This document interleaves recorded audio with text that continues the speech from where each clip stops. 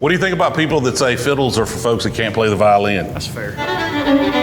What's my hourly rate? I've been making whiskey 25 years. I started in a tack room of a barn. Really enjoy that. I like all the fruit. The malt is kind of subtle on it. He's got one of those fancy Vendome thieves. This smells a lot like that new Detling rye. Today we are here at ASW Distillery and we're gonna get just a little bit weird. ASW is a little different. They source some whiskey, they distill some whiskey. With the stuff they distill, they tend to lean a little more into the malt. They do a lot of malted whiskey, malted rye, different things, which are not necessarily to my flavor profile. And so I've found a few things from them that I really like, which is why we're here. But I also recognize a high quality whiskey when I see one, even if the flavor profile is not something I'm typically looking for myself. And what's great about whiskey is everybody tends to have a little bit of a different palate. And so I don't think my palate is the end all be all. So what we want to do is find interesting whiskey for everybody and not just interesting whiskey for me. So we're going to go here, we're going to learn a little bit more about how ASW makes their whiskey, try a whole bunch of different things, have a good time, hopefully educate y'all a little more about how they're doing things here and what their whiskey tastes like. Got Monroe here with me. TJ has let me out of the cage today, folks. So this is my first one. I kind of feel like Charlie Bucket. We're gonna go with it. We're gonna have a good time. We'll put him back to restoring windows tomorrow. I'll be back to work, trust me. He ain't gonna let me get off that easy. The first thing you're gonna do is reach right here and turn off the steam. I'm Justin Manglitz, I'm the master distiller and one of the owners here at ASW Distillery, and I'm gonna take y'all around today and show you how we make whiskey and what we do, and hopefully give you a good time. Okay, so we are turning off the steam right here. Yeah, so this is obviously Vendome equipment. I do Scottish double distillation. Philosophy here was to use a thick mash, but with traditional double copper pot distillation. So we're kind of combining a Scottish method with the American method. This is the wash still. It's done, running 500 gallons of wash. So now we're gonna dump the stillage, the spig grain, and liquid into this tote here. So you're gonna open up this manway. You wanna do it? Go for it. Let's put him to work. Yeah. You kind of wipe this manway with the towel right. Coming right here. Yeah, just kind of give it a wipe over. Yeah, there you go. What's my hourly rate? So we need to go open up the valves at the bottom. Okay, so go back down. Yeah, so there's one valve right here. Catch it, push it down.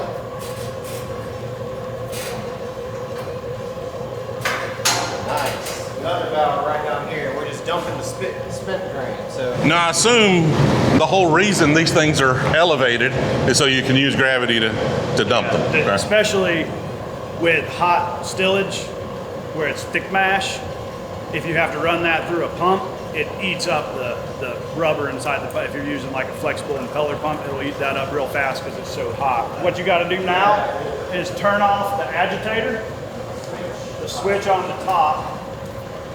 The lever's broken. We spent all our money on stills. We can't correct. Our lever broke. We didn't replace it. Smells good. So the next thing to do is turn the agitator back on. So agitator is one of the most for making grain in distilled whiskey. One of the most important things is keeping it from scorching, obviously. Traditionally, you do that by stirring the pot until it comes to a boil, and then the boil stirs the mash and keeps it from scorching until you put the cap on and seal the cap, usually with rye paste. So it's super nice going from doing that for many years to just, so that's basically it for a while. We're gonna turn the steam back on. Brewzle, I think you gotta turn the steam back on. Okay, this valve here, right? So you'll notice there's no damn computers. There's no control panel on this. Everything is a valve. We are just turning a valve to direct spirit to a tank. We're turning on a valve to move steam to a still. We have motor starters on the agitator. You know, it's very much truly hands-on, handcrafted It's basically our hands and our palates doing everything. I don't trust any kind of technology. I don't have to. Obviously, I have a computer to do all the spreadsheets they make me fail at. That's one of the things that makes us different. We're not playing around about it being handcrafted. It's truly handcrafted. Another thing that makes us different is I've been making whiskey 25 years. I started in a tack room of a barn on the McElhannon's farm and near Oglethorpe Clark County line. Owned a homebrew shop, so I've made thousands and thousands of different batches of whiskey and beer and wine. So we make a lot of weird ass little whiskeys. Some of it is not that weird to me. A lot of it, I love single malts. I'm an American single malt guy. I always have been. If you taste our whiskey and there's not a whiskey you like, you don't like whiskey. You just don't like. We have something for everybody. When I was learning to make whiskey, I would hate it when people would say, oh, that's pretty good, but I only like this. Well, that just made me want to go make that, right? So I just made stuff over and over again. My partner, Jim, he has a lot of creative ideas. Originally, he wanted a coal in there, since that's the image that so many people associate with whiskey or moonshine or whatever, which Vendome couldn't or wouldn't do. What they offered was a see-through condenser. So that's not water. That's not the cold liquor chilling the spirit. That's actually the spirit dripping down. Thanks to Jim. Now that thing is a pain in the butt, and I wish I had just two regular. Yeah, normally it would just look like this copper one right here. But it is cool. It is cool. I don't know if you mentioned this, but our facility at max capacity can put out only 500 barrels of whiskey a year. Only? Not only. That's a lot. Buffalo Trace puts out 2,200 barrels a day. So we can only catch up to what they do in a day in 4 years. All I'm saying is if people want to try rare ass whiskey, they should taste some of the stuff that we distill in house because that stuff's actually rare. Should have led with that. Here's my tiny barreling tank. It only holds 500 gallons. The man threw Buffalo Trace on him too. I wanted to talk to you for just a minute about one of the biggest questions that I get on a regular basis, and that's around my day job and how I'm able to do all this travel and all the things we do for these bourbon hunts. And that's because I own a remote e-commerce agency. And by being fully remote, I'm able to do my part of that business from pretty much anywhere, which is great for us if we're going to be on road trips bourbon hunting. I actually founded that business in college and have been doing that for 25 years at this point. Man, I'm getting old. But with that business, we help established brands, say, 5 million and up in revenue, grow their e-commerce operations. And we do that through, improving the user experience, helping with automations, connecting to ERPs and all sorts of different back office systems. And we have years of experience in pretty much all of the major e-commerce platforms like Shopify, BigCommerce, Magento, Adobe Commerce. So if you're actually working with an established business that is looking to improve their e-commerce, then we would love to help you. And you can find out more, see some of our case studies at jamerson.com. That is JAMERSAN.com. Or as always, there's a link down in the description. I look forward to hearing from you. We can set up some time to talk about what you've got going on and how we might be able to help. This is a nice room, but I bet Buffalo Trace has got one better. Yeah, it's bigger. I tell you what, man, this is a nice bar, but I tell you. Oh, no, the one at Buffalo Trace is 6 times this long. Should we start with a soloist or distilled bourbon? Or I don't know, man. You got any Blantons back there? I think that these two would challenge what you think a malt whiskey malt. tastes like. If we get malt and stay away from maybe the coffee note. This is 100% rye malt. 100% Red X malt, which is a German malt designed for making red beers. Oh, that actually smells really It's nice. very fruity. The grain itself is very biscuity, very bready. Dude, that's complicated. And my feelings on it are complicated. If you'd have handed me that and said that was some sort of really sweet finished single malt, I'd believe you. I love all the fruit.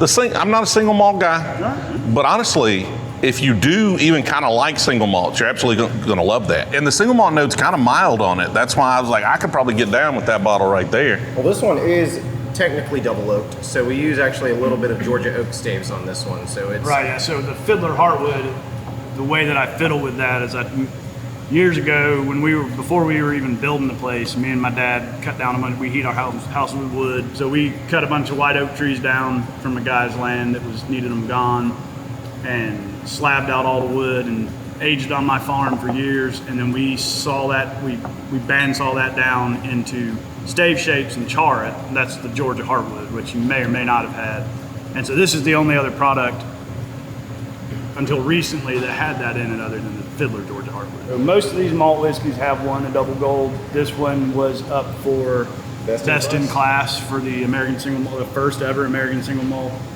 category. The one I haven't tried as far as the malts, that's probably the one I like the most right there. I think folks would really enjoy that. I like all the fruit. The malt is kind of subtle on it. I mean, it's there. It's definitely there. There's no mistaking it, but really, really solid bottle. Where are most of your barrels stored? Because this is not 500 a year. This is a lot of our finishing barrels. So the Fiddler Encore line, which is bourbon finished in whatever we decide to stick it in. Most of that's up here, and then barrels that we're getting ready that we've picked for a batch, and we're getting ready to harvest to put into a batch of whatever we're doing. So we've been finishing this one about a month and a half, and we'll probably want to give it another month or two. We'll see. But, He's got one of those fancy Vendome thieves. Oh yeah. That's how you know they got too much money. All right, PX Sherry cask finish. I'm in my own head now. That tastes like it's got malt on it. I mean, there's a little note there, and it could just be barrel char, perhaps, but I don't know if you picked that up. No, that's a very strong sherry though. Okay, it may just be the sherry. That's good. I like it. Even with that little note I called malt. How are you on tequila finishes? I don't hate them. Madeira cask. Madeira cask finish? Yeah, and this one's been finished for 7 months. All right, still that wheat. Wheated bourbon, finished in Madeira cask. So this was 7 years old, finished in here for 7 months. Oh, that's so good. My goodness. What do y'all put that in? Do y'all blend that, or does that go out like that? No, you pick someone who pick that barrel and we'll bottle it up. Is that one we're trying tomorrow for our barrel pick? That's available. Okay. Yeah, this is Previn. This is our. What's up, man? How you doing? TJ. TJ, nice to meet you. Nice to meet you as well. Previn's our distiller over at the Battery. He makes vodka and gin. Ah, cool. Yeah, and he also does our bottling line. So he's packaging manager. He pretty much does a little bit of everything. A little bit of everything, yeah. We just bottled a maple syrup barrel today. And so what is this exactly? This is our Fiddler Encore maple. So the whole thing, this is a single barrel? This is a single barrel. Okay, Yeah, so it's this not is a blend of actually- anything. This was actually a barrel we sold to a barrel company, and then we bought maple syrup barrels for them, and we got the barrel back. It was our barrel that we had sold them, dripping with maple syrup. From memory, I don't have them here, the best maple syrup finished whiskey I've ever had. I'm not in love with it. I like it a lot though. It still kills the complexity of the whiskey, but it is the best maple syrup finished thing I've ever had. So if somebody likes maple syrup, that one is, I wouldn't call it subtle, but it's not overwhelming. I don't think enough people will use a well-balanced oak forward bourbon into a maple syrup barrel. When you take that oak forward, it balances out with the sweetness. But if you have something like a light bourbon and you put in maple syrup barrel, the sugars are going to overpower the flavor. Dude, that just gets better too. It's the exact same whiskey Yeah. that went into that. 7-year-old. The PX and the Madeira barrel. Yeah. This is something that almost doesn't exist in America, I'll tell you. Dark, that's for sure. Almost doesn't exist. And here we are holding it in our hand like an elusive Buffalo Trace bottle. Yeah, give it some to try. That's got some malt to it for sure there. Yeah. I mainly wanted to taste this because I hadn't tasted it in a while. This is our 8-year-old single malt. Look, it has that malty note I'm not a fan of. Really interesting, like fruit forward finish. Like I would call it maybe like a little bit of like tobacco notes throughout. Like really pleasant whiskey. I'm not a fan of the malt note, but a really, really nice whiskey. For somebody that likes malt, you're gonna absolutely love it. For somebody that doesn't love malt, that's still pretty good. Like that's what I'm saying, that's still good.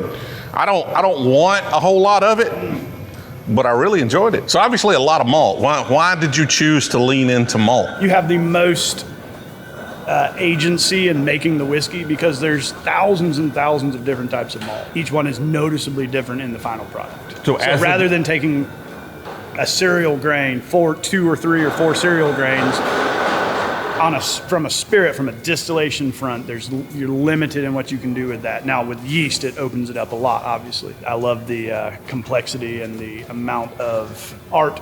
So it gives you a broader palette to paint Broader with. palette to paint with. This is a kind of our working rick house where we move stuff back and forth from here. So we'll fill up a row with stuff from the pot stills and then truck it across town to our big rick house, which is 8 miles from here. Most of the whiskey in here won't spend its entire life in here. it'll be here for while we're getting it ready to move to the other locations, or when we've brought it back. Like a lot of this is whiskey that's come back from the exchange, come back home to get blended out and bottled. When did you start this place? Jim and I started working on it in 2009. We allegedly built a little prison still at his house in 2010. You mean like a stainless toilet? You were making wine? Very similar, very similar. I think we had a crock pot involved. We sold our first bottle in 2011. Terracentia was making it for us.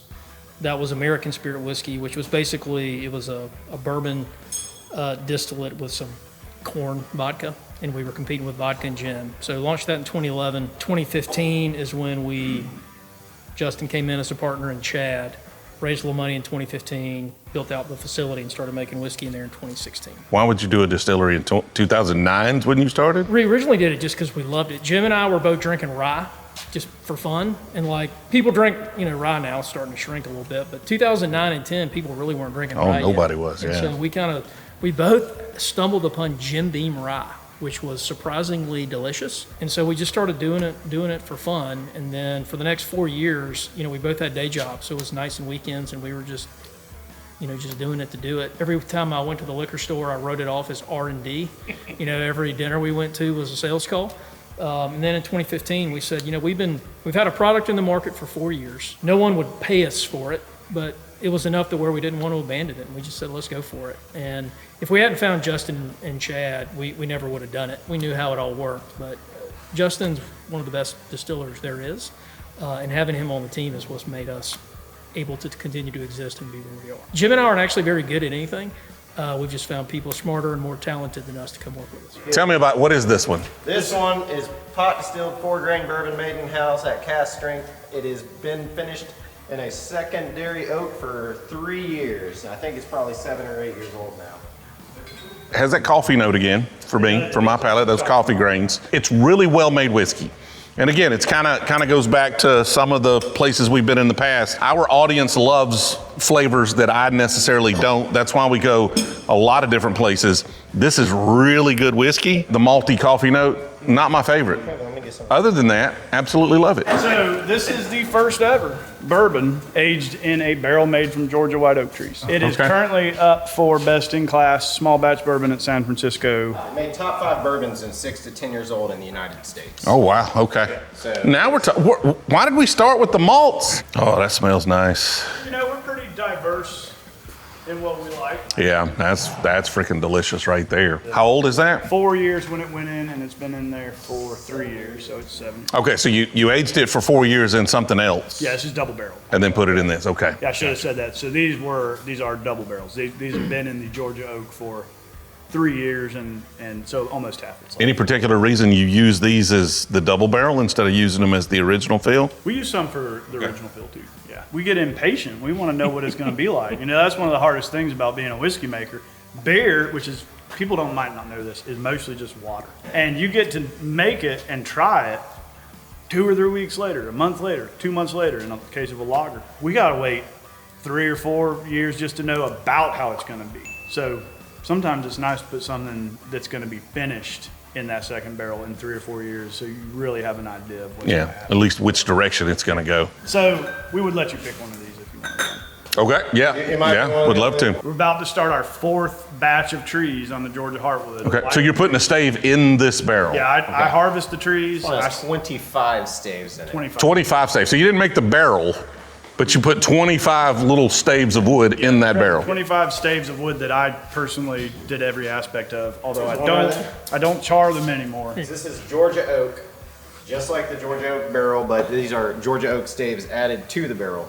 And this one's actually a triple oak bourbon. So it was first started its life in an MGP barrel, then it was double oaked, and then it was finished with the Georgia oak staves in that secondary oak barrel. It's big. This is the Fiddler? Fiddler, This is Georgia Fiddler, Heartwood. Georgia Okay, Heartwood. Georgia Heartwood. I got you. Yeah, and this is one of our biggest brands. Me and French oak are a little iffy, right? Okay. Me and toasted, I like some toasted barrels.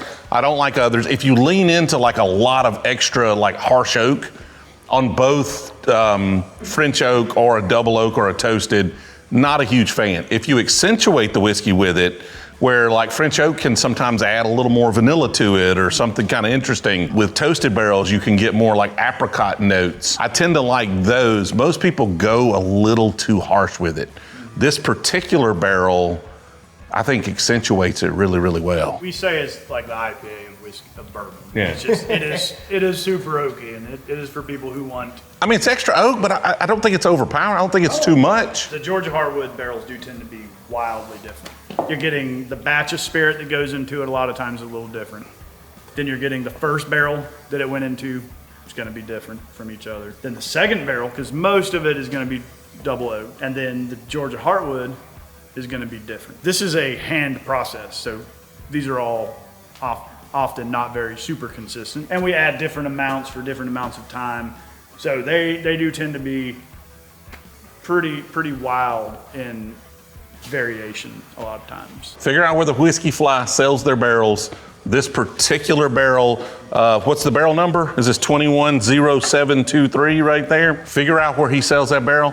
It's pretty freaking good. Let's let him taste one of the 8-year-olds. Oh, the antiques? Unfiddled. It's actually Unfiddled. I don't feel like you're okay with this unfiddling. Sometimes it's nice to just stop fiddling with stuff. This is Fiddler Antique. This is 8-year-old bourbon, straight from MGP. It was perfect when it came in. 8-year-old MGP.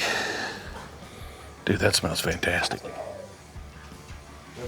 Oh my God. This right here is really special MGP. That's good stuff right there for sure. Mostly Whit thought you'd like it. He was like, it's a lot like Buffalo Trace. Oh God. This is really good mainstream whiskey that anybody's gonna like this. Like if you like bourbon, you're gonna like this. The problem is to me, this is not as interesting as a lot of the things we've had here, right? Like we've tried some weird malty things and different stuff that is completely unique, that's gonna be different than anything else you've ever had. This is good whiskey, but it's still kind of in that vein of stuff you've tried that you're gonna like.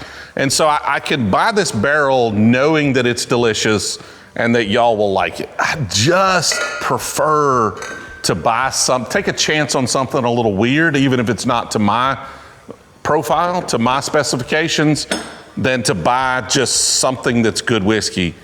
But also, I tend to just do both. So these, I believe, are either, I think they're definitely over 8. They may be getting close to 9 years. They've been in a toasted barrel for 2 years.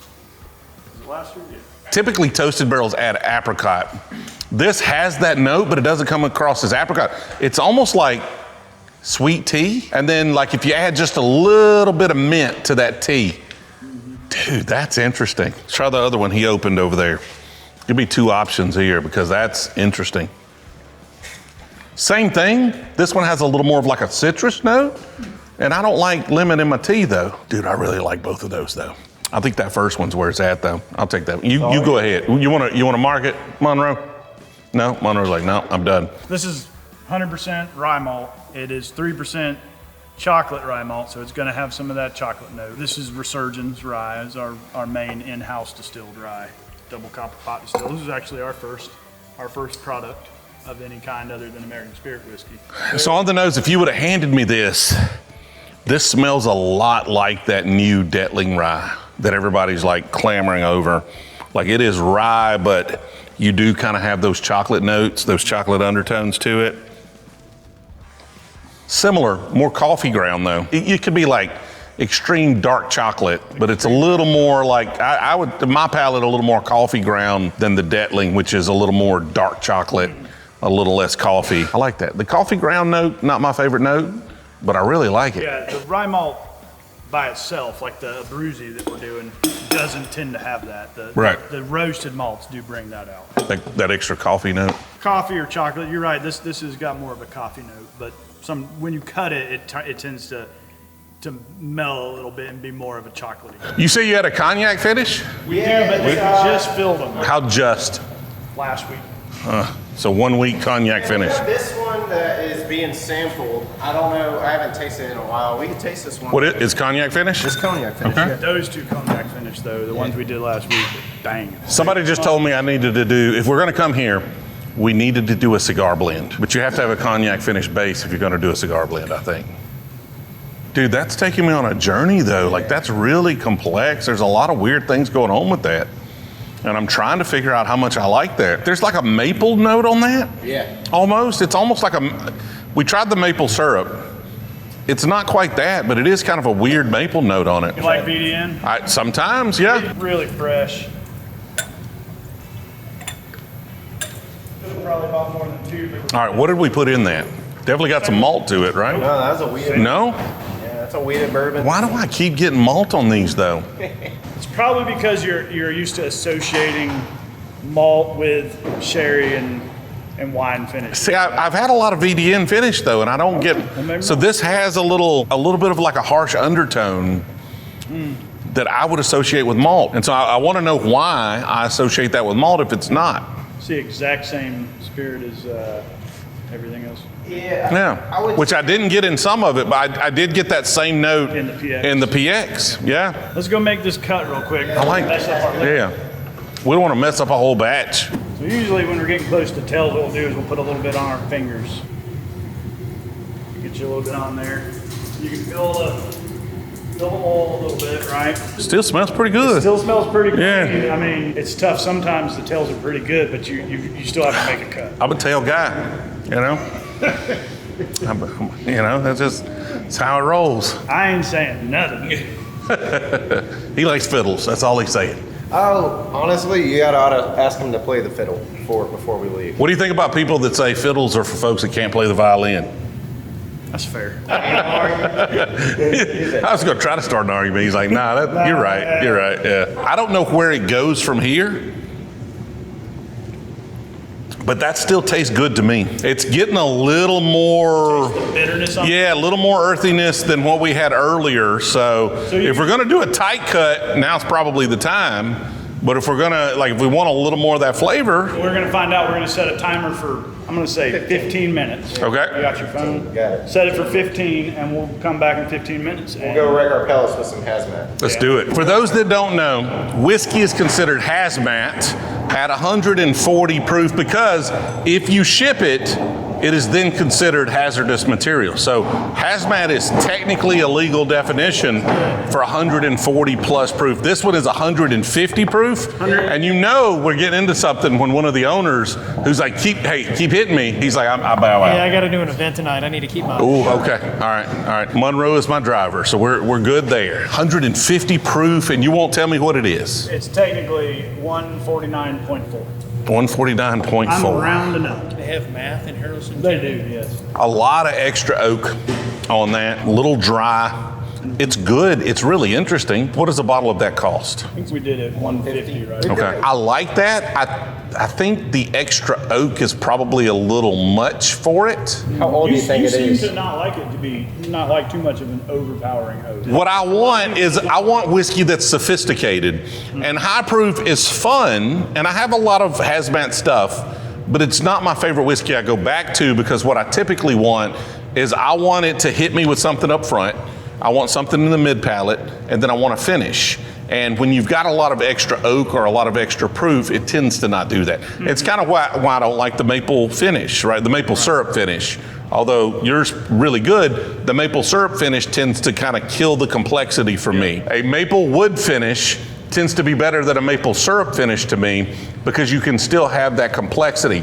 Also though, why I tend to not like the malted whiskey is because for my palate, the malt tends to dominate the flavor profile. So this is a maple stave. It's actually not maple staves. This is maple baseball bats. Maple baseball bats. The braid. Okay. It's also got Georgia hardwood. So it's got some Georgia hardwood and some baseball. Yeah, maple dude, that's baseball. nice. I like that. Our partnership with the Atlanta Braves. When we designed the product with them, they wanted us to have their own branded bourbon, and we convinced them we should do it together. But the CEO of the Braves said, you know what goes great with baseball and a fiddle is chin music, which is a high and tight pitch. So when we design that product every year, we put together they put together some options for them, and then we pick it with the Braves back office team. I said we should put a bat in every barrel. And then the Braves said, let's put a butt ton of bats in every barrel. And it broke my table saw. So you're going for flavor, not necessarily proof on these tails. Yeah, oh yeah, absolutely. Yeah, none of those gauges work or anything. They're all broken. I have new ones. I've made how thousands and thousands and thousands of batches of whiskey here, and then thousands of batches of whiskey before that. I don't really need gauges. All right, so it's not as sweet as it was earlier, right? Getting a little more of that grunginess in there. I mean, I would say I like the sweetness, so I would say this is probably getting close to cuts, but you tell me as an expert. We need to cut. All right, it's you. You just go change that valve to faint. Which one? The faint.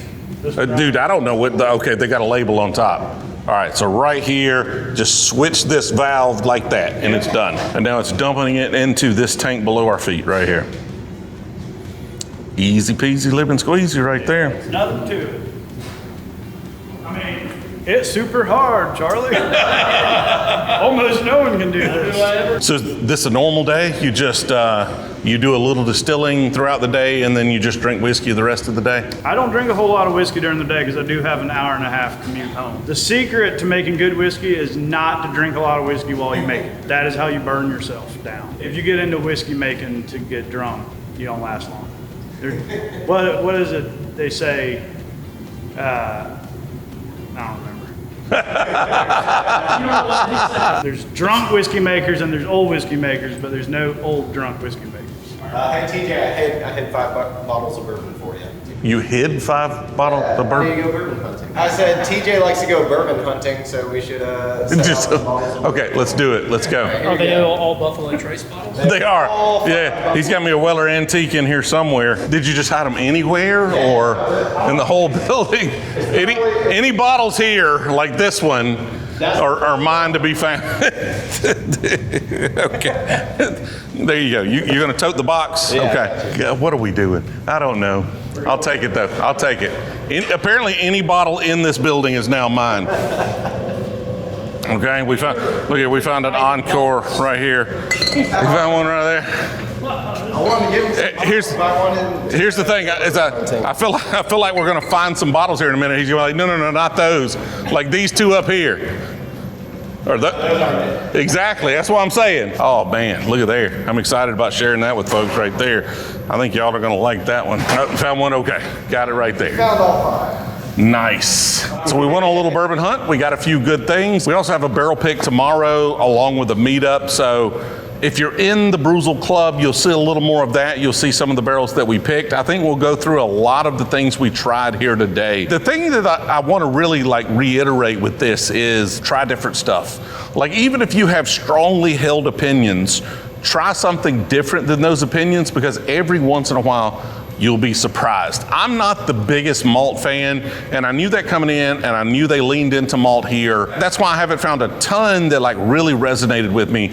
The wheated, fantastic.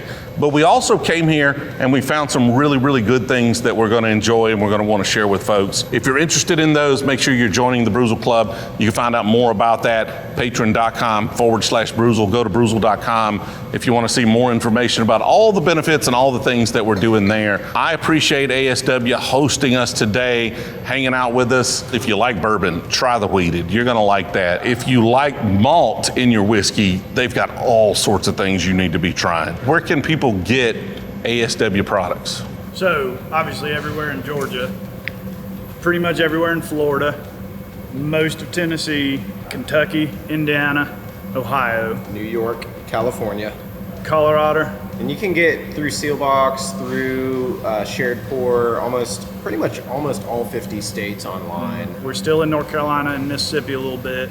The It's a control whole bunch of states, states. we're entering South Carolina next week. That's not a control state. Next week or the week after. This is your first distillery tour, proper distillery tour. What do you think? I think it was awesome. I really do. Super nice people here. One thing that I get away from it is have the right people in place when you're doing this. Because this dude right here is super knowledgeable. He's been doing it a while and making a good product. Owner's nice, building super nice. I'm truly impressed. Appreciate y'all watching all the way to the end. Had a great time here at ASW. I want y'all to try more ASW. I want you to tell me your thoughts on it. And if y'all love it, then obviously we have a little access here. We can get access to more of it. Tomorrow, we are doing barrel picks. We are going to pick whatever the group wants. If they want high malt stuff, we're gonna pick high malt stuff. I've kind of earmarked a few things I want to try that I think I would like. Obviously, I want things that fit my palate, but I also want things that are more appealing to more folks. So if you're interested in more ASW, check them out online, Sealbox, different places like that you might be able to get them. Also, join the Brewzle Club. We're going to do some picks tomorrow. Those are going to be available at some point in the future. I appreciate you watching all the way to the end. We'll see you in the next one.